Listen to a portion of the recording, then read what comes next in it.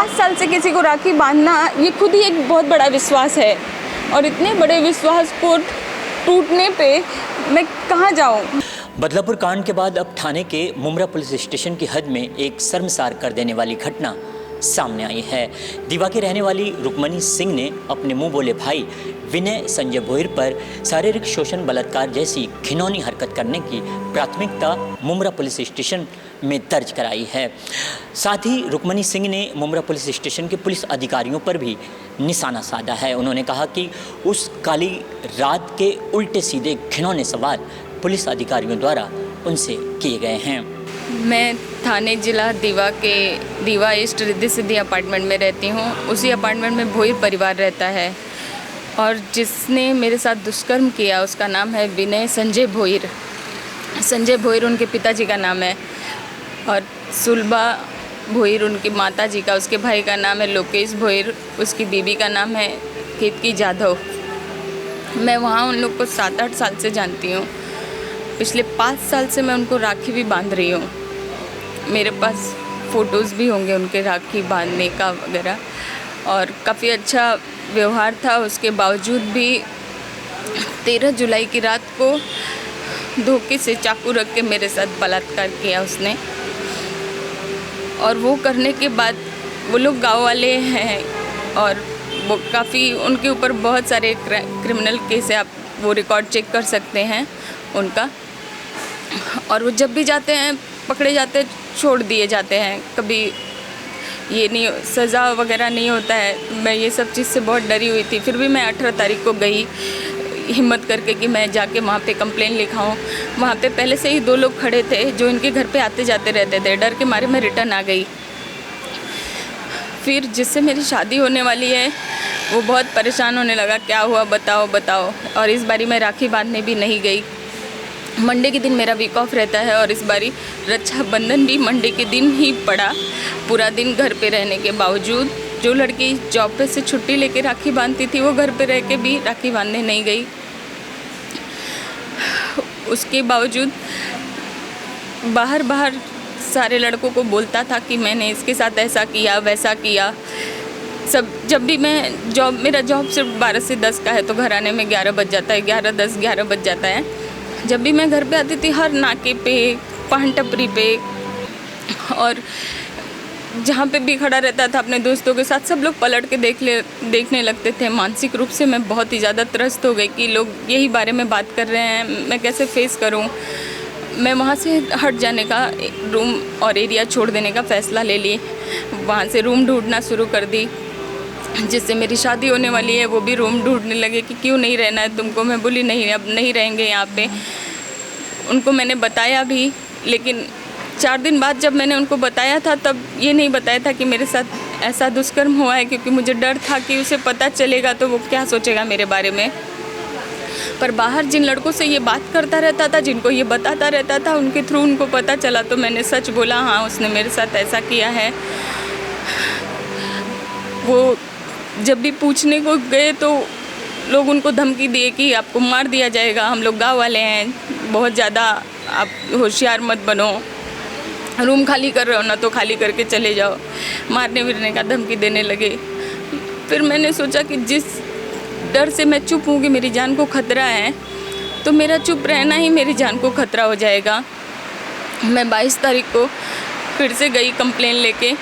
वहाँ पे इनके परिवार वाले आए, परिवार वाले मतलब इसका भाई और इसकी पत्नी आए, और वहाँ पे इन्होंने बोला कि वहाँ पे एक 3 स्टार कोई तो इंस्पेक्टर थे, नाम नहीं याद है मुझे, लेकिन फ़ोटो से पहचान सकती हूँ उस व्यक्ति को। वहाँ पे उन्होंने बोला कि ऐसा है कि आप लोग मांडोली कर लीजिए, आपका तो जो केस है वो 13 जुलाई को हुआ है रात में, तो इतना टाइम बाद का नहीं लिया जाता है, इतने टाइम बाद का कंप्लेन नहीं लेते हैं, कहाँ से आप दोगी, कहाँ से ये होगा, ये आगे बढ़ेगा। फिर मैं भी डर गई, बोले नहीं आप लोग मांडोली कर लो। फिर वहाँ से निकलने के बाद बाहर ही ब्लैक कलर की कार खड़ी थी, कार नहीं जीप जैसा गाड़ी था, बड़ी सी, उनके घर का ही। और वहाँ पे ना कम से कम 20 लोग थे, जिनको देख के मैं बहुत डर गई। मैं जिनके साथ मेरी शादी होने वाली है उनको लेके घर जाना चाहती थी, इसलिए मैंने इंस्पेक्टर से बोला भी कि सर मैं रेडी हूँ, मुझे कोई कंप्लेन नहीं करना है, मुझे कोई शिकायत कोई एफआईआर नहीं करना है, मुझे आप सिर्फ सेफ्टी दे दीजिए कि मैं यहाँ से शिफ्ट हो जाऊँ, कहीं और चली जाऊँ, मैं दीवा छोड़ दूँगी। तो उनका जवाब ये आता है कि मैं पुलिस हूँ, कोई बॉडीगार्ड नहीं हूँ। इस बात से मैं और भी डर गई। अगर हमें यहाँ से सहायता नहीं मिली तो हम किसको बोलेंगे? हमारे माता पिता, ना मेरे माता पिता यहाँ रहते हैं, ना मेरा परिवार रहता है, ना उसका परिवार रहता है यहाँ पे, तो हम लोग कहाँ जाएंगे? हम लोग 22 तारीख से घर नहीं जा पाए, भागे भागे फिर रहे हैं। 24 तारीख को फिर से हम गए। मेरे एक फ्रेंड ने बोला कि आप लोग मुमरा जाओ, दीवा में उनका पहचान होगा तो नहीं ले रहे होंगे कंप्लेन, आप मुमरा जाओ। मुमरा गए हम। मुमरा में चौहान साहब ने हमारा एफआईआर दर्ज किया, एफआईआर लिया, लेकिन हमारा मेडिकल वगैरह होना चाहिए था, जो कि नहीं हुआ सेम डे। उसके बाद हमको बोला जाता है कि आप कोलेकर साहब से मिलो। कोलेकर साहब से मिलने जाती हूँ तो वो वहाँ नहीं मौजूद हैं। वो पहले तो बोला जाता है कौन कोलेकर, कोई कोलेकर नहीं है यहाँ पे। पूछने के बाद बोलते वो छुट्टी पे हैं। पूरा नाम जल्दी नहीं बताते ये लोग, ये भी इनका बहुत बड़ा तकलीफ़ है। बोलते वो छुट्टी पे हैं। फिर मैं वहाँ से फिर मुमरा आई, मतलब जहाँ पे चौहान साहब ने मेरा कंप्लेन लिखा था, मुमरा के पुलिस स्टेशन में आई तो वहाँ पे चौहान साहब नहीं है। लेकिन वहाँ पे जब चौहान साहब एफआईआर लिख रहे थे तो एक लोग बैठे थे। मैंने बोला सर कल आप यहाँ पे थे जब चौहान साहब मेरा कंप्लेन लिख रहे थे, क्या आप बता सकते हैं अभी मैं क्या करूँ? वो तो छुट्टी पे हैं। बोलते हैं कि आपका केस कोलेकर साहब के पास है तो वही देखेंगे, यहाँ से नहीं होगा। तो मैंने कुछ तो करिए, नंबर दे दीजिए, मुझे थोड़ी तो हेल्प करिए। उन्होंने बहुत कहने पे मुझे नंबर दिया कोलेकर साहब का। उनको जब हम कॉल करते हैं तो उन्होंने बोला, मेरा नाम सुनते ही बोल दिए हाँ हाँ आप कल आइए।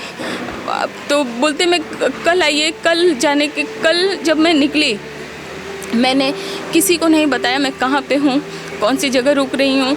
कितनी भी खास हो मैं किसी को शेयर नहीं की थी कि मैं कहाँ पे हूँ, कौन सी जगह। सबसे झूठ बोलती थी, यहाँ हूँ वहाँ हूँ। डर था कि कहीं मार ना दी जाऊँ। तो मैंने सिर्फ और सिर्फ कोलेकर साहब को बोला कि मैं पलावा के रास्ते पे हूँ, मैं मुमरा जा रही हूँ। आपने मुमरा मेडिकल के लिए बुलाया तो वो बोलते हैं नहीं आप मुमरा मत जाओ, आप दीवा आ जाओ। मैंने बोला सर आपने तो बोला था कि मेडिकल तो मुमरा में होगा, दीवा क्यों बुला रहे हो? तो उन्होंने बोला कि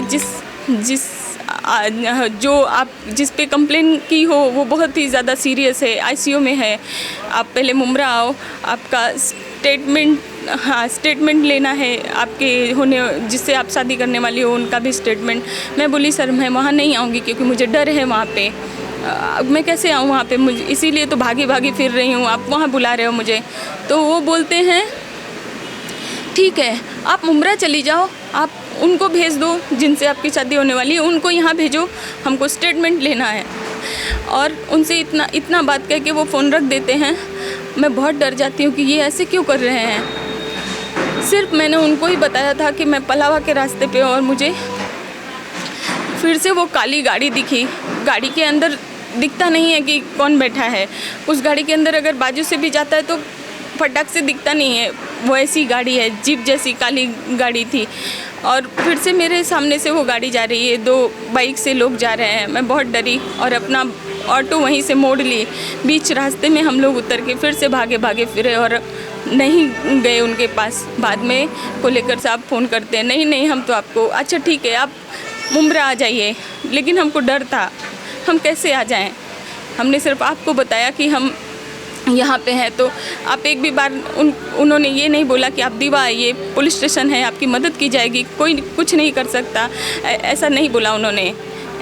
रुक्मणी सिंह ने राज्य की सरकार से इस मामले में न्याय की गुहार लगाई है।